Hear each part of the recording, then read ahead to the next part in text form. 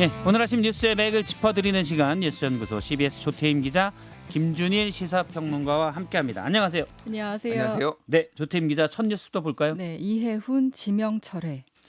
결국 지명이 철회됐죠. 네. 해명을 하긴 했는데 네. 청문회에서 오히려 논란만 나왔다. 네. 이런 얘기가 있습니다. 네, 맞습니다. 그래서 청와대 이제 공식 설명은 국민 눈높이에 부합하지 못했다 이렇게 설명을 했어요. 이재명 대통령 줄곧 이제 청문회까지는 지켜보자 이런 입장이었는데 청문회에서 그 위장 미혼, 부정 청약 그 의혹에 대해서 파경 상태였다 뭐 이런 얘기를 하면서 해명은 이제 설득력을 얻지 못했고 또 예, 보좌관 갑질 의혹에 대한 설명도 기억나지 않는다 이 수준을 넘지 못했습니다. 그래서 이제 청문회가 결과적으로 의혹 해소보다는 국민 불신만 더 키웠다 이런 평가가 나왔고요. 그래서 이제 선택한 거는 자진 사퇴가 아니라 대통령의 지명 철회였거든요. 이제 보통 고위공직자의 경우에는 인사권자인 대통령의 그 정치적 부담을 피하기 위해서 자진 사퇴 형식을 많이 취하잖아요. 예, 강선우 여가부 장관 후보자도 그랬었고요. 근데 이번에는 이제 보수 진영에서 데리고 온 인사라는 점 때문에 지명 철회로 인사권자의 책임을 다했다 이렇게 설명을 했고요. 그러니까 실제로 이제 인사 실패 책임도 이제 인사권자의 대통령이 지겠다 이런 메시지로 보입니다.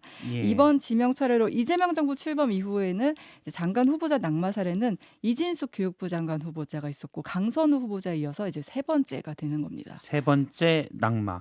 그런데 이제 생각보다는 지명 철회가 좀 빨리 이루어진 것 같아요. 네. 그러면 사실 청문회는 일단 하고 이 정도면 지명 철회해야 되겠다. 이걸 미리 생각하고 있었던 건 아니냐라는 네. 생각도 좀 듭니다. 그러니까 사실 청문회 전부터 당 쪽의 얘기를 들었던 건 이해훈 후보자가 좀 부적합하다 이런 의견이 전달은 됐다고 해요. 예. 근데 이재명 대통령이 청문회 전까지는 일관되게 기회는 줘야 된다 이런 입장이었잖아요. 21일 신년 기자회견에서도 문제가 있어 보이긴 하지만 해명한 기회는 줘야 된다 이런 입장이었거든요. 그래서 민주당 의원들도 이 대통령 인식에 좀 같이 부합하고 이제 협조하는 모양새였거든요. 근데 이제 청문회 거치면서 이제 또 다른 의혹들만 나왔다. 해명이 전혀 되지 않았다. 평가 나오면서 좀 빠르게 철회를 결정한 듯한데 어제 그래서 민주당 소속 재경이 의원들 몇몇 이렇게 통화를 해봤는데 청문회 이후에 혹시 청와대 쪽에 좀 이 후보자 부적합하다 이런 의견을 전했느냐 물었는데 청문회 이후에 그런 의견 따로 전하지는 않았다고 해요. 예. 원래 오늘 재경 의원들 만나서 인사청문 경과보고서 채택 여부 이제 그걸 논의를 하기로 돼 있었는데 어제 청와대에서 빠르게 이제 철회 결정을 한 거죠. 그러니까 국회에서 그러면 청문회를 지켜본 다음에 안 되겠네. 뭐 이런 의견을 보내고 이렇게 될 줄 알았는데 의견 보내기도 전에 네. 청와대가 결정했다는 거군요. 맞습니다. 그래서 이걸 놓고서는 이 논란이 또 며칠 이렇게 끌고 가게 되면 이번 주 이슈를 또 덮을 수 있다. 이런 우려 때문에 빨리 좀 정리하고 가려는 거 아니었느냐 이렇게 설명을 하고 있고 실제로 어제 청와대 핵심 관계자도 당의 입장이 전달되기 전에 대통령이 결심한 것이다. 이렇게 설명하기도 했습니다. 예. 여의 반응은 어떻습니까? 네, 지금 민주당은 이제 국민 눈높이를 고려한 고심의 결단이다 이러면서 대통령 옹호했고 그러니까 청와대도 이 통합 인사 기조는 후퇴하지 않는다 이런 점을 강조하고 있어요. 근데 반면 이제 국민의힘은 청와대 인사검증 실패 이런 부분을 좀 강조하고 있고요. 이 공천을 세 차례나 준 정당이 왜 이제 와서 문제 삼느냐 이제 이런 반박도 있거든요. 예. 국민의힘에서는 이 정당 공천은 강제성이 없고 선거를 통해 걸러지지만 청와대 고위 인사검증은 훨씬 더 고차원적으로 세밀하게 돼야 된다. 이런 점에서 인사검증이 잘못됐다 이런 지적을 했고요. 어제 민주당 한 의원도 통화해서 근데 사실 이제 보좌진 갑질 같은 건 상대당 사람이고 우리가 알 수 없는 내용들이 좀 많았다. 그리고 본인에게 사전에 이것저것 물어보지만 다 괜찮다 이렇게 대답을 하면은 이게 좀 걸러내기 어려운 이제 현실적인 문제도 있다 하고 예. 어제 청와대 설명도 이 인사 실패가 아니라 제도 한계다 이렇게 설명하긴 했거든요. 근데 이제 이번 인사를 놓고 어쨌든 검증 실패라는 지적은 대체로 나오는 것 같은데 이제 저희 그 CBS 노컷뉴스가 처음에 그 레미안 원펜타스 청약과 관련해서 위장 미혼 의혹을 처음 제기를 했었거든요. 예. 이거 뭐 시세 차이만 수십억 난다는 그 아파트요? 네, 맞습니다. 로또 청약 아파트라고 하죠. 이제 근데 그 취재 기자 얘기를 들어보니까 그 청와대가 국회에 제출한 그 인사청문 요청안 그거를 분석을 한 건데 그 장남의 용산 아파트 전세 계약서 특약에 임대인은 임차인의 전세권 설정에 동의하고 설정비와 말소비는 임차인 부담한다 이렇게 돼 있는데 보통 이제 전입 신고를 하는 게 보통인데 전입 신고 대신 전세권 설정하는 게 좀 이상하다 이 의심에서 이제 시작이 됐다고 해요. 예. 그렇다고 하면은 청와대 쪽에서도 요런 점을 조금 더 세밀하게 의심하고 좀 검증해야 하는 거 아니었나 이런 지적은 좀 불가피해 보입니다. 예. CBS 노컷 뉴스 기자가 검증했더니 밝혀낼 수 있었던 네. 장남이 용산으로 결혼해서 가는 건데 용산을 안 가고 이 전입 신고를 안 한 걸 보고 네. 뭐가 있는 건 아니야라고 봤다는 거죠. CBS 마침 또 그 기자는. 기자가 최근에 전세 계약을 했었기 때문에 요 과정을 좀 아, 잘 알았다고 합니다. 네. 해당 기자가 네. 최근에 전세 계약을 해서 알겠습니다. 김준일 평론가. 예. 예, 이 상황을 어떻게 봐야 될까요? 좋은 게 하나도 없었죠. 뭐 여당도 그러니까 야당은 당연히 세게 반대하고 여당도 지금 거리를 두고 그리고 국민 여론도 굉장히 안 좋았거든요. 예. 한국 갤럽이 지난 6일에서 8일 만 18세 이상 1000명 대상으로 조사한 거 따르면은 적합하다가 16%밖에 없었어요. 이해운 장관이 적합하다. 부적합하다는 47%였는데 이 한국 갤럽 기준으로 역대 두 번째로 낮은 거였어요. 이 박근혜 정부 때 문창극 후보자 다음으로 적합하다가 16%가 낮은 게 역대 두 번째였습니다. 적합도로 따지면. 그 정도로 이제 여론도 안 좋았는데 그게 해소가 안 되고 여당 야당 할 것 없이 뭐 다 반대하고 계속 이제 의혹이 나왔거든요. 뭐 특히 이제 그 아들이 연세대학교 이제 특례 입학을 했는데 국위선양자 할아버지가 이제 내무부 장관이었는데 그러니까 시아버지죠. 그러니까 예. 이해운 장관 후보자의 시아버지였는데 내무부 장관인데 그 훈장 받은 거 가지고 들어간 거 가지고 뭐 더 논란이 좀 커졌어요. 그러니까요. 그게 지금은 뭐 국위선양자 그게 이제 뭐 훈장을 받은 사람 그런 게 없어졌다고는 하는데 예. 같은 논리라면 장관들이 웬만큼 훈장 하나씩은 받으니까 장관 자녀 손자는 다 연세대에 갈 수 있었던 것 아니냐 이런 게 되잖아요. 그 해필이면 이제 부친이 예. 연세대학교 교수잖아요. 그리고 이게 입학 요강에 예를 들면은 훈장을 받은 거 뭐 이런 것들이 안 적혀 있었다고 합니다. 그러니까 이게 알고서 들어간 거 아니냐. 그래서 지금 다 수사 대상이 지금 된 것 같아요. 여러 건의 이제 고발들이 지금 들어가 있는 상황이거든요. 그래서 이해운 후보자가 지금 수사를 해야 되는 거고 결국은 이제 이 문제는 인사 검증 문제와 이제 소위 말해서 보수 인사를 영입을 할 때 기준을 어떻게 잡을 것이냐로 좀 청와대로 예. 공이 좀 넘어간 것 같아요. 방금 뭐 조태인 기자가 얘기를 했지만은 그 기사로 썼어요. 노컷뉴스 CBS가 기자 3명이 한 이해운 검증 청와대는 왜 못했나. 그래서 이제 칼럼 형식으로 썼거든요. 그래서 뭐 못했다라고 하는데 갑질은 뭐 그럴 수 있다라고 갑질도 사실은 세평조사하면 웬만하면 다 나오는데 뭐 보안 유지를 위해서 못했다라는 거를 하더라도 나머지 부정 청약 남청 부동산 투기 뭐 이런 것들은 웬만하면 다 할 수 있는 건데 너무 안이하게 지금 인사 검증이 된 거 아니냐 예. 이런 지적들이 나오고 지금 기획예산처가 어쨌든 굉장히 이재명 정부에서 힘을 주어서 출범한 부처인데 지금 좀 표류하게 생겼습니다. 당분간은 지금 공백이 불가피하고 새로 또 후보자를 찾으려면은 그것도 굉장히 걸릴 거 아니에요. 예. 그래서 최소 뭐 3개월에서 길면은 반년 이상 가는 거 아니냐 뭐 이런 우려들이 좀 나오고 있는 상황입니다. 새로 후보 찾고 인사청문회까지 준비하고 하다 보면 시간이 걸릴 수 있다. 게다가 이번에 이렇게 낙마했으면은 검증을 또 완벽하게 해야 될 것 같고 안 하겠다는 사람도 좀 많아질 거예요. 이 정도로 예. 털리면은 그럼 좀 쉽지 않겠다. 근데 저희가 이제 청문회를 하다 보면 이것저것 다 나오니까 그럴 수 있지만 물론 뭐 작은 실수도 있겠지만 예를 들어서 뭐 위장 미혼이랄지 또는 자녀가 사실은 입학 요강에도 안 나온 훈장, 할아버지의 훈장 요건으로 나름 명문대에 들어간다든지 이건 사실 웬만한 사람들이 없는 거예요. 그러니까 무리하게 털렸다기보다는 남들이 안 가진 단점을 가지고 있다. 그게 들켰다라고 보는 게 맞는 것 같습니다. 예, 알겠습니다. 두 번째 키워드 볼까요? 네, 민주진영의 대부 이해찬 전 총리 별세. 네, 사실은 뭐 민주 진영의 상징적인 분입니다. 네. 이해찬 민주평통 수석 부의장이 베트남 출장 중에 별세했습니다. 네, 향년 73세고요. 이제 갑작스런 비보라고 할 수 있는데 이해찬 수석 부의장 그 민주평통 아태 지역 운영위원회 참석차 지난 22일에 베트남 호찌민을 방문했는데 그 다음 날 아침에 이제 몸 상태가 좀 이상하다 느끼고 기국 절차를 밟던 중에 공항에서 이제 쓰러졌다고 해요. 예. 갑자기 이제 호흡곤란 증세를 보였다고 하는데 근데 이제 현지 의료진은 심근경색 진단을 내렸고 이제 거기에서 스텐트 시술들을 했는데 이제 끝내 의식을 회복하지 못해서 어제 오후 2시 48분 그러니까 현지 시간이고요. 우리 시간으로는 어제 오후 4시 48분에 이제 별세를 하게 됐습니다. 사실 이해찬 전 총리의 역사가 민주당의 네, 역사다. 맞습니다. 김대중 전 대통령 때부터 네. 쭉 있어 왔죠. 네. 그리고 또 한국 민주주의 궤적과 좀 겹친다 이렇게 볼 수 있는데 서울대 사회학과 재학 시절부터 학생 운동에 뛰어들었고 이제 74년 민청학령 사건으로 15년형 선고받았고요. 또 80년에는 김대중 내란 음모 사건으로 다시 10년형을 선고받았는데 이때 재판정에서 남긴 이 목숨 다 바쳐 이 땅이 민주화될 때까지 싸우겠다. 이 말은 예. 이제 지금까지도 이제 민주화 운동의 상징처럼 회자되고요. 그리고 또 정치권에서는 전략가, 기획동, 뭐 실세 중에 실세 이렇게 불려왔습니다. 88년 13대 총선에서 이제 국회에 입성한 뒤 무려 7선을 거쳤고요. 또 김대중 정부에서 교육부 장관, 노무현 정부 국무총리를 지냈습니다. 노무현 대통령과는 또 유일하게 맞담배 피울 정도로 가까운 사이였고 그때 총리 시절에 행정수도 이전을 주도하면서 국가 균형 발전 밑그림을 그렸다 이런 평가를 받고요. 그리고 이해찬 전 총리 특징이 좀 갈등을 피하지 않는다. 그래서 이제 붙여진 별명이랄까요? 버럭해찬, 뭐 호통 총리 이런 것들이 있었고요. 그래서 여권에서 할 말을 하는 지도자로 평가 나왔지만 또 야권에서는 협치와 소통이 부족하다 이런 비판도 있었습니다. 예. 그리고 이제 정치 인생 후반부는 민주당의 중심이 있었는데 2018년 민주당 대표로 취임해서 그때 코로나19 상황이라 좀 안 좋다 했었는데 180석 확보하면서 21대 총선 압승 이끌었고요.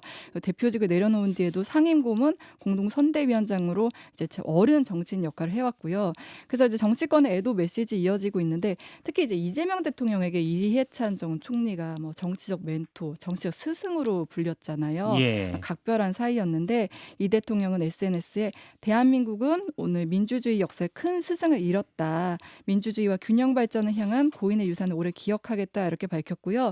문재인 전 대통령도 평생 민주주의와 국가를 위해 헌신한 분이라 이렇게 추모를 했고요. 국민의힘 역시 제야에서 국정 책임자로 이어진 정치 여정은 우리 정치사의 한 장면이다 이렇게 애도를 표했습니다. 예. 앞으로 장례 일정은 어떻게 됩니까? 네, 민주당은 이제 이해찬 전 총리 장례 기간을 당 차원의 애도 기간으로 정했어요. 그래서 필수 당무를 제외한 모든 일정을 중단하고 이제 각 시도당에 빈소를 설치해서 당원과 시민들이 조문할 수 있도록 한다는 계획이고요. 고인의 시신은 오늘 밤 대한항공편으로 베트남을 출발해서 내일 새벽에 인천공항에 도착하고 이제 서울대병원 장례식장으로 운구될 예정이고요. 정청래 대표를 비롯해서 당 지도부가 이제 운구와 빈소를 직접 지키겠다 이런 계획이고 좀 구체적인 장례 절차는 민주평통과 이제 행안부 협의를 거쳐서 확정될 예정입니다. 예, 김준일 평론가. 사실 이해찬 전 총리 민주평통 수석 부의장 역대 오랫동안 민주당 출신 대통령 곁에는 이해찬 고문이 있었죠. 민주당의 킹메이커라고 해도 과언이 아니고요. 실제 많은 언론이 그렇게 썼고 그 민주당이 배출한 김대중, 노무현, 문재인, 이재명 이 네 명이 모두 직접적으로 간접적으로 이 당선에 영향을 받았고 기여를 이해찬 전 총리가 했는데 예. 기획통이에요. 그러니까 88년에 이제 처음 정계에 입문했는데 사실 그 전에 이제 그 출판사 돌베개라는 출판사하고 광장서적이라는 서울대 앞에 서점. 서점도 하고 뭐 이랬단 말입니다. 그래서 원래 이제 민청학력 사건으로 사형 선고까지 받았던 분이고 95년 조순 서울시장이라든지 97년 DJ 피연합, 2002년 노무현 정부 출범, 뭐 2017년 문재인 정부 그리고 2020년 180석 민주당 이거를 다 만든 예. 뭐 영향력은 뭐 그때마다 달랐지만 다 만들었고 뭐 중요한 선거대책본부장 다 했어요. 97년 김대중 후보 선거대책부본부장, 2002년 노무현 후보 선거대책위원회 기획본부장, 2017년 선거대책위원장. 그러니까 다 만든 사람 정말 대단하다. 이게 얼마나 대단하냐면은 7선 의원이거든요. 예. 관악에서 5번 그리고 세종에서 2번 했는데 다 이겼어요. 진 적이 한 번도 없습니다. 출마하면은 본인은 다 이겼어요. 지역구에서 그렇게 이긴다. 예, 지역구에서도 다 이겼고, 그러니까 심지어는 악연이 있는데 김종인 비대위원장하고 악연이 있어요. 예. 2016년 총선에는 컷오프 당했습니다. 그때 컷오프 당했던 게 정청래 이 뭐야 예, 이해찬 이해찬. 이 두 사람이 김종인 비대위원장에서 컷오프를 당했는데 김종인 민주당 비대위원장 때 이제 컷오프를 당한 예, 거죠. 그렇죠. 예, 예. 민주당이 이제 영입을 해가지고 그때 음. 이제 총선에서 승리를 했는데 무소속으로 세종시에 출마해서 심지어 당선이 됐어요. 예. 그래서 본인이 얼마나 정치적으로 영향력이 있고 경쟁력이 있는지를 보여줬고 연세가 사실은 그렇게 많지는 않습니다. 좀 되게 아쉬운 부분인데 52년생이에요. 52년생이에요. 74. 사실은 이낙연 총리도 52년생입니다. 그리고 뭐 박지원 의원 같은 분이 현역으로 뛰고 계신데 42년생. 예. 그래서 이게 평소에 좀 건강도 안 좋았고 고문 후유증이 과거에 좀 있었던 거 아니냐. 그런 뭐 얘기도 있더라고요. 예, 이런 예. 얘기들이 좀 있습니다. 좀 너무 좀 일찍 가셔서 좀 안타깝다. 예, 민주당에서는 뭐 모든 분들이 지금 애도를 하고 있는 상황이고 오늘 원래 제주도에서 총회 그거 열기로 했는데 예, 현장 최고위. 예, 최고위 예고했는데 그것도 이제 뭐 좀 이 장례 절차에 좀 더 집중하기로 했다고 합니다. 알겠습니다. 누군가 그런 얘기를 하더라고요. 사실 손을 떤다거나 뭐 이런 부분들이 좀 오래전부터 보여서 이게 고문 후유증 아니냐라는 얘기도 있었습니다. 예, 다음 키워드 볼까요? 네, 다주택 양도세 중과 유예 종료 폭풍 메시지. 이재명 대통령의 메시지죠. 네, 그러니까 다주택자 양도세 중과가 현재 유예돼 있죠. 네, 맞습니다. 이게 언제까지죠? 이게 5월 9일까지인데요. 그러면 보통은 그걸 계속 연장해서 네. 앞으로도 중과 그러니까 세금을 더 매기는 걸 안 할게라고 했는데 이제 끝내겠다는 거죠. 네, 그건 맞습니다. 더 매기겠다는 거죠? 그렇죠. 네, 그 이재명 대통령 어제 하루에만 4차례나 SNS에 글을 올렸어요. 예. 그만큼 이제 의지가 강하다 이렇게 생각할 수 있는데 재연장 기대는 오산이다 이렇게 못을 박았습니다. 그러니까 어젯밤에도 또 이제 글을 올렸는데 세금 내고 집을 파느니 차라리 소유하고 있겠다면서 그 양도세 중과 정책이 반짝 효과에 그칠 것이다 이런 기사가 있었는데 예. 요 기사를 공유하면서 팔면서 내는 세금보다 버티는 세금이 더 비싸도 그렇게 할 수 있을까? 요런 이제 좀 글을 올리기도 했어요.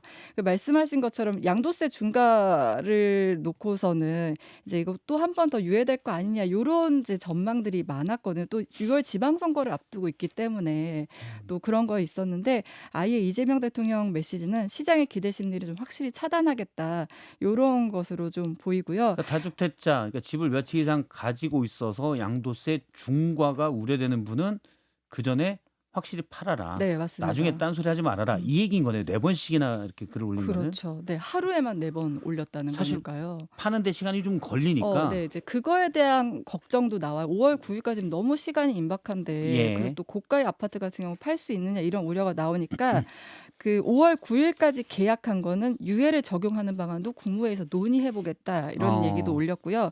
그래서 청와대 관계자 설명은 그 5월 9일 계약분까지 혜택을 허용한다는 거는 실제 뭐 잔금까지는 7월, 8월까지 이제 이행하는 것까지도 유예를 인정하겠다 이렇게 설명하고 있습니다. 예.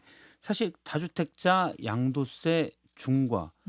전 뭐 사실 다주택자가 양도세 중과했던 게 당연한 거 아니야? 근데 지금까지 다 유예가 돼 있었던 네, 거네요. 맞습니다. 어떤 내용인지 좀 설명을 해주시죠. 그러니까 조정 대상 지역에서 다주택자가 집을 팔면은 양도세 기본 세율이 6에서 45%인데 예. 2주택자의 경우에는 거기에 20% 포인트가 더 붙고요. 3주택자 이상 같은 경우 30% 포인트가 붙게 되는데 그럼 이제 3주택 이상 보유한 다주택자 양도세율은 최대 75%예요. 근데 이제 지금 기사들에서 나오는 거는 지방소득세까지 합치면은 82.5%까지 이제 세금을 내야 된다. 그럼 예. 거의 이제 시세 차익 대부분을 세금을 내야 되는 상황인 거잖아요.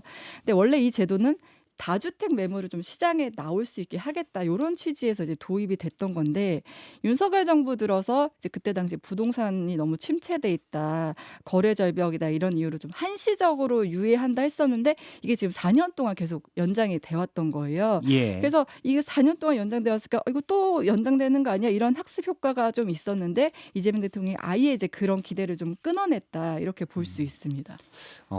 사람들이 불만을 가지면 또 선거 앞두고 세금 문제니까 그냥 넘어갈 수 있을 거야. 이런 게 사실은 그동안 그런 것들이 통했는데 하루에 4번씩 올린 건 절대 그런 일 없어라는 이재명 대통령의 생각이다. 이렇게 좀 볼 수가 있겠군요. 네, 맞습니다. 김준일 평론가님 어떻게 보십니까? 그러니까 최근에 신년 기자회견에서 대통령이 예. 이제 보유세 인상을 기자가 물어봤을 때 이거를 규제 수단으로 전용하는 거는 바람직하지 않다. 지금으로서는 세제를 통해 부동산 정책을 하는 것은 깊이 고려하고 있지 않지만은 필요한 상태가 되었는데 바람직하지 않다고 안 쓸 이유는 없다 이렇게 얘기를 했거든요. 예. 그러니까 안 쓸 이유는 없다에 저는 좀 눈길이 더 꽂혔었는데 음. 보유세는 아니죠 이거는. 양도세는 다르긴 합니다만은 이제 부동산에 대한 어느 정도의 규제가 들어가기 시작했구나. 예. 근데 이제 다만 이게 새로운 걸 만드는 거는 굉장히 부담인데 연장을 하느냐 마느냐는 이미 어느 정도 시장에서도 예고를 좀 예상을 좀 했다라는 거예요. 그러니까 그동안 기조를 봤을 때 이거를 다주택자의 양도세까지 계속 해줄 것이냐 이거는 아닐 가능성이 좀 있다라고 봤습니다. 그래서 뭐 엄청나게 충격이 크거나 그런 상황은 아닌 것 같고 매물이 조금 더 나왔대요. 예, 지난 23일 이후에 이게 이제 이 언급을 한 거죠. 양도세 이제 유예 그만한다. 예. 서울 아파트 매물이 56,200건에서 56,700건으로 한 500건 늘었다고 500건. 합니다. 그래서 이게 뭐 유의미하게 늘은 것이냐. 음. 그래서 오히려 그냥 버틴다. 지금 왜냐하면 토지거래허가 구역 묶여서 뭐 이게 대출 받아서 살 사람도 수요가 그렇게 많지 않고 그러니까 예. 지금 버틸 가능성도 있어서 이게 지방선거를 의식하고 한 거일 수도 있는데 이게 득이 될지 여부는 조금 지켜봐야 되지 않나 이런 얘기들이 좀 다주택자가 나옵니다. 지금 팔면 중과가 안 되는데 음. 5월 9일 날 이후에 계약을 해서 팔게 되면은 양도 차익에 대해서는 중과가 된다. 그 전에 팔아라. 이런 거죠. 그러니까 그거를 이제 회피할 방법들은 또 여러 가지가 알겠습니다. 있다. 예. 네, 오늘 두 분의 말씀은 여기까지 듣도록 하겠습니다. 고맙습니다. 감사합니다. 감사합니다.